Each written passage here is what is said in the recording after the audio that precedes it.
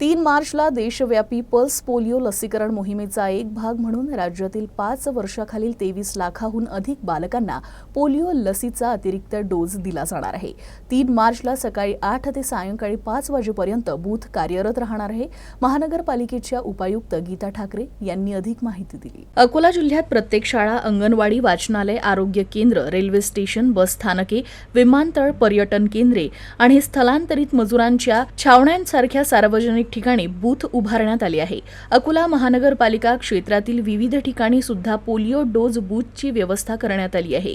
यावेळी अकोला उपायुक्त गीता ठाकरे यांनी नागरिकांना आपल्या 5 वर्षाखालील मुला-मुलींना पोलिओ डोस देण्याचं आवाहन केलं आहे।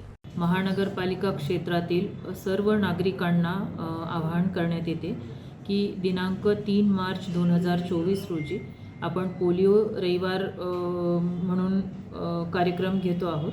त्यासाठी विविध आपापल्या क्षेत्रातील विविध ठिकाणी पोलिओ बूथ असणार आहे।